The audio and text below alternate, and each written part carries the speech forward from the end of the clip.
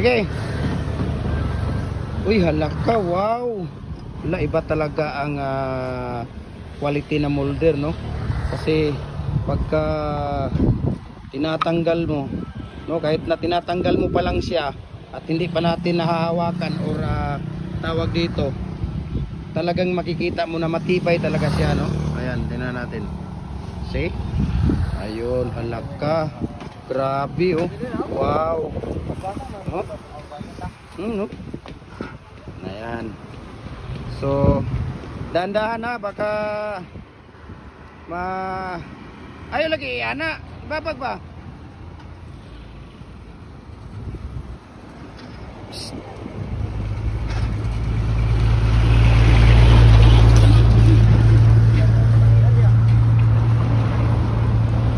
Ayan, so tingnan natin, ha. So, ha. Ayan, oh. Ayan, oh. Oh, alaka, wow. Grabe ba eh. Oh. Di ba? Oh. Sa hugis pa lang at kinis ng ating nakikita, talagang mapapawaw ka na talaga, di ba? Lalo na kung nakicuring natin ito ng 2 to 3 days. Nako, tapos abutin siya ng mga 2 weeks. Nako, hindi ito basta-basta mababali talaga, no? Ayan. So, tingnan natin sila dito. Ayan. Ay, grabe, ha. Ayan, no.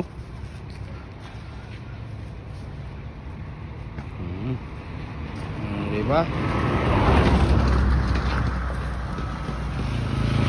So, ipapakita ko din sa inyo ang paglilinis nila ng ano, para kinabukasan diretso na nila diretso na matawag dito.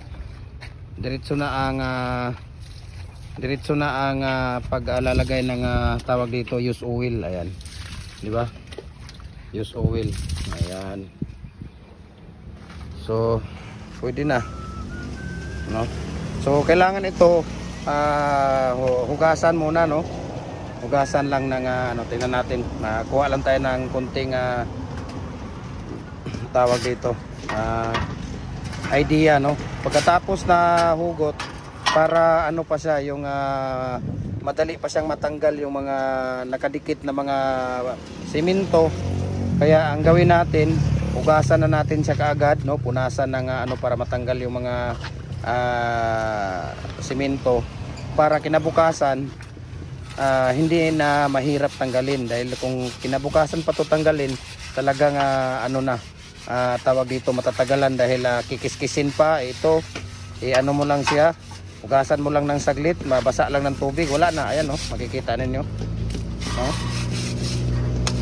Tanggalin lang siya para pag umaga, kinabukasan umaga,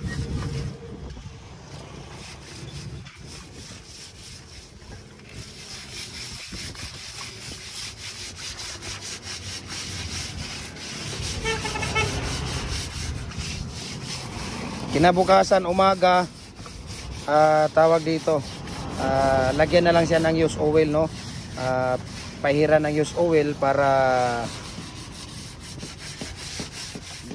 panibagong gawa na naman, no?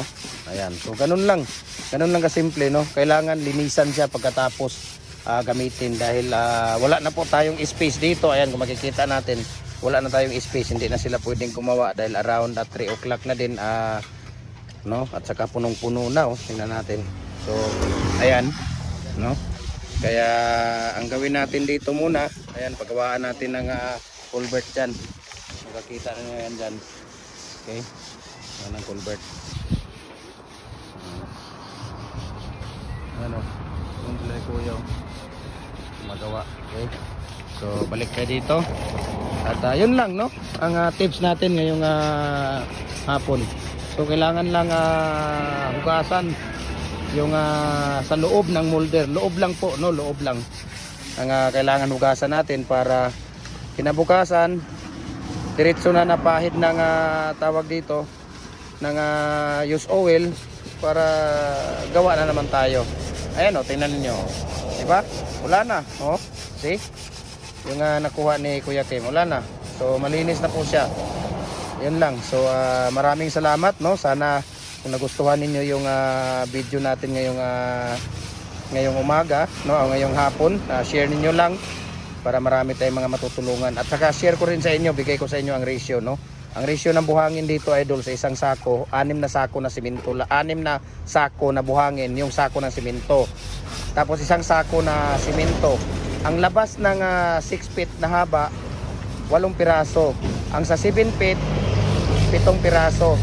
Ang sa 8 feet, 6 na piraso. Ayan. So maraming salamat. God bless po sa ating lahat, no. Ayan, mabuhay po tayo. Yun lang, isa lang ang ratio niya. Sa 7 feet, 8 feet at saka 6 feet. Sa 6 feet, ulitin ko, ang ratio ng buhangin ay 6 na sako, isang sako na simento. Kailangan lugaw ang pagkakahalo niya, lugaw. Yung basang-basa siya.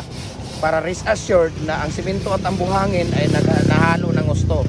So, sa 6 feet, 8 piraso ang gawing concrete post. Sa 7 feet, 7. Sa 8 feet, 8. Sa 8 feet, 6. Sorry po. Ayan. So, maraming salamat. God bless po sa ating lahat. Ayan. Bye-bye.